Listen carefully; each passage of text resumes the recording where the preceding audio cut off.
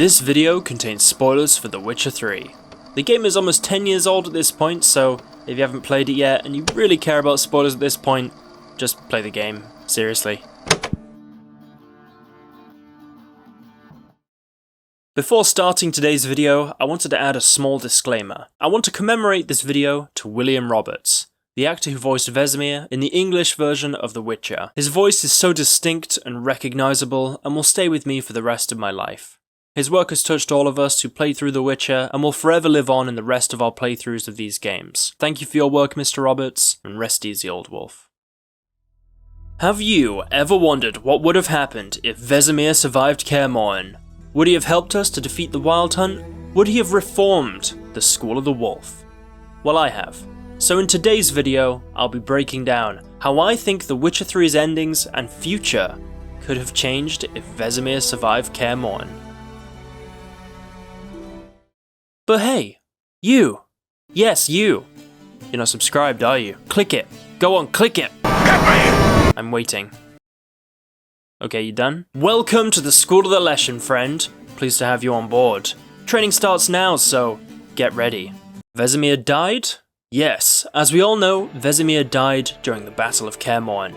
After putting up a valiant fight, he was defeated by Imlerith, and essentially sacrificed himself to save Ciri, who was about to go with Eredin, which, by the way, would have most likely doomed the whole world to an NL invasion.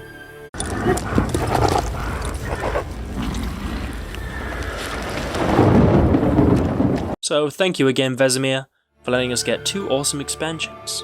This video will assume that when Eredin comes to take Ciri, Vesemir was frozen with the rest of the Witchers and Geralt's buddies, and Ciri immediately went into Elverblood overpowered stress mode, hence how he was able to survive the battle. Part 1, The Witcher 3.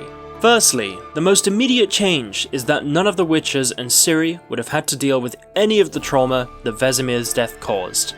The event was a major flashpoint in the Witcher saga. It affected pretty much all of the major characters and undoubtedly had implications for the rest of their stories. So the first change is that, well, all of our Witchers and our friends there would have probably had an easier life afterwards. Secondly, none of the Witchers except Geralt would have left Kaer Morhen.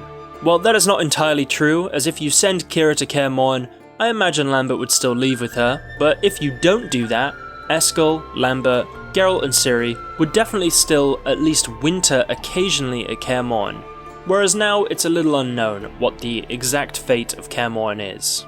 Thirdly, Ciri may have not insisted on getting revenge on Imlerith, as despite knowing about the opportunity to find him, the main reason she and Geralt went was to avenge Vesemir. Of course, Geralt and Ciri may have still taken the opportunity, but it is without doubt that Vesemir heavily influenced Ciri's decision to go to Bald Mountain. So who knows, maybe we would have had to have faced Imlerith in the final battle. Fourthly, I would like to imagine that Vesemir would have helped to defeat the Wild Hunt in the final battle. Although Eskel and Lambert go their separate ways after the Battle of Kaer Morhen, I feel as if Vesemir would have gone with Geralt to help Ciri, due to their close bond.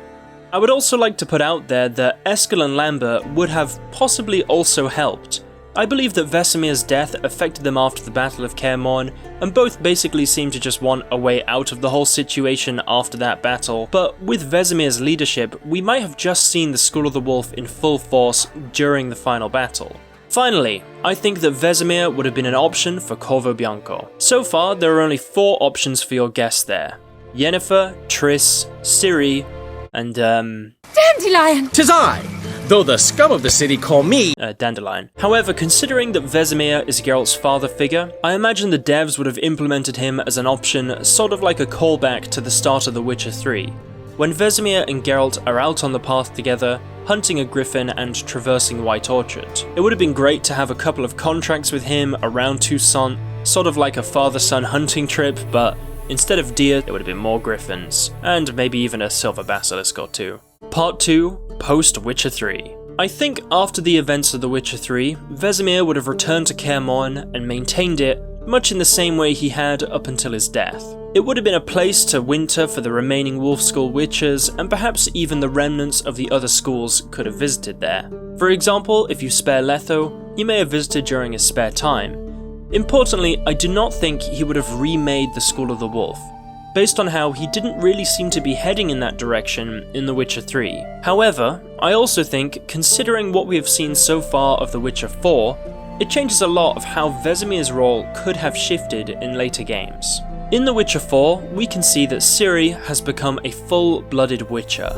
We have yet to see why this happened, or how it is even possible, but we can safely assume that should Vesemir have survived the Battle of Kaer Morhen, this would either A, not have happened, or B, he would have been a key figure of support during her mutation process, and likely would have played a significant role in The Witcher 4. For example, we can see that Ciri now sports a School of the Lynx medallion, and I'm not saying she wouldn't if Vesemir was alive, but considering his general enthusiasm of witches, he may have helped train those who may join the School of the Lynx, or Ciri may have simply reformed the School of the Wolf with his assistance. He was the fencing instructor during Geralt's youth after all, and he was the only Witcher present who also managed to survive a mass pogrom that finished off most of the Wolf School witches. It is also important to note that Vesemir's death deeply affected Ciri, and there is no telling how much his death changed her personality and, hence, her journey into becoming a Witcher. So should he have survived, maybe we wouldn't even be having a Witcher 4.